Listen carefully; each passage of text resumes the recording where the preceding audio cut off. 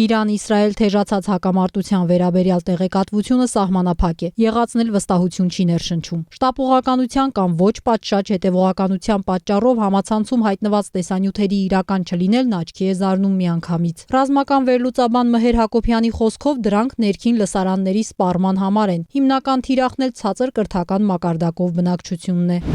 Օրինակ ասենք դնում են, որ ամերիկյան stealth ոճի ինքնաթիռը դուրս է գալի լեռնային թունելից ու միանգամից առանց այդ ցածկահարթակի, առանց երկար գնալու թռնում է, այնտեղ ակնհայտ է, որ թևը մտնում է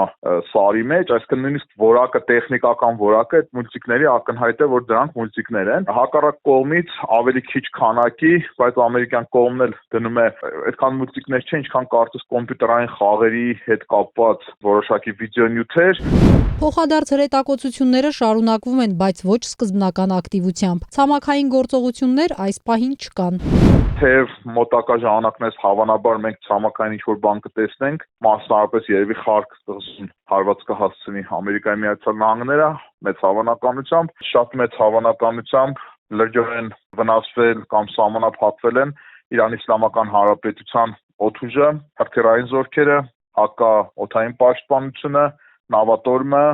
եւ ռադիոէլեկտրոնային պայքարի միջոցները։ Բնականաբար ինֆորմացիան փակ է, երբ ամերիկա-իսրայելական կողմը լրիվ չգիտի, մենք առավել եւս, բայց մեծ հավանականությամբ այս ռազմական միջոցների 50-ից 80%-ը շարքից դուրս է եկել։ Օրինակ մի անուղղակի չափանիշ կա, առաջին օրերին հրթիռային հարվածների քանակը եւ հիմա հրթիռային հարվածների քանակը մասնագետները ամրագրում են, որ առաջի օրերի համեմատ հիմա հազիվ մի 20% է հրթիռային հարվածների ինտենսիվությունը։ Իրանին հաջողվում է դիմակայություն ցուցաբերել, բայց ռազմավարական նախաձեռնությունը մնում է Ամերիկայի եւ Իսրայելի ձեռքում, ասում է վերլուծաբանը։ Ամերիկայի Միացյալ Նահանգները եւ Իսրայելը ուղղակի վաղը դադարեն հարվածել Իրանին, ուղղակի կվերջանա եւ ոնց որ անցած տարի ունեցանք 12 օրյա պատերազմ, ըստ տարի կունենանք ասենք 1 ամսյա պատերազմ։ Դա Իրանին ոչինչ չի տա։ Դա կհետաձգի Իրանի անկումը։ Սա ռազմավարական նախաձեռնության բնույթն է, որը ով որ ունի շատ մեծ առավելություն ունի եւ ով որ չունի իր համար շատ վատ է։ Ի պատիվ իհարկե իրանական կողմի նաեւ պետք է ասել, որ կարողացան ստեղծել ռազմավարչական համակարգ, այդ դիզերների զոհվելուց հետո երկիրը քաոսի չմատնվեց, սա ի պատիվ իրենց ասենք, ի պատիվ իրենց կարողացել են էլի թունելներով, գաղտնի համակարգերով եւ այլն ինչ որ բաներ անել եւ այն հսկայական ուժը, որը իրենց սեղմել է, դրան դիմադրել։ Տասնամյակներ շարունակ Իրանը զարկ է տվել ռազմարդյունաբերությանը դիմակայելու համար արտաքին սպառնալիքներին։ Մհեր Հակոբյանի խոսքով մեր հարևան երկիրը կարողացել է ստեղծել մեծ քանակությամբ հրթիռներ, բայց դրանք անվերջանալի չեն։ Գլխավոր հաղթաթուղթ համարվող բալիստիկ հրթիռների 4000 կիլոմետր հեռավորության վրա կիրառելու իրանական փորձն անհաջող դուրս եկավ։ Դրանցից մեկը թիրախին չհասավ, մյուսը վնասազերծվեց հակառակորդի հակահրթիռային զենքերով։ Այսինքն առավելագույն հեռահարության կարծես թե 4000 կիլոմետր փորձեց հասնել, այդտեղ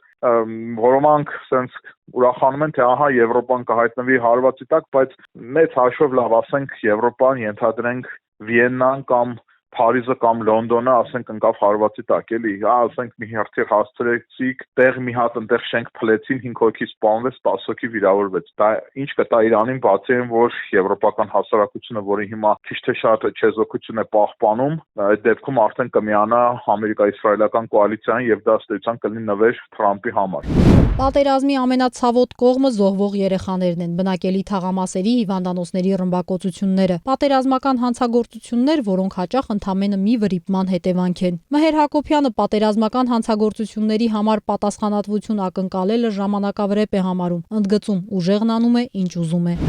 Եթե բանը հասել է նրան, որ Թրամփը ասում է ես այնպեսի դասական եվրոպական ՆԱՏՕ-ի անդամ երկրից, ինչպեսին Դանիան է, պատրաստ եմ Գրենլանդիան գրավել եւ ըստ էության մարդկությունը դրա դեմ ոչինչ չի կարողանում անել, ապա այս դեպքում էլ միամտություն է կարծել, որ Թրամփին արարքի համար կպատժեն։ Հիմա 2003 թվականին էլ նույն ձևի առանց որևէ միջազգային սանկցիայի Իրաքի վրա հարձակվեցին, հետո Աֆղանստանի վրա հարձակվեցին, եվրոպական երկրները Քադաֆիի Լիբիային հարվածեցին։ Այսինքն այս ամեն ինչը ցավոք արդեն հասել այն մակարդակի, որ նույն Ալիևը մարդկության դեմ ուղղված հանցագործություն իրականացրեց Արցախում, ՄԱԿ-ի միջազգային դատարանը ամրագրեց հաջորդ իրավունքը ապրելու Արցախում 2023 թվականի նոյեմբերին եւ ինչ։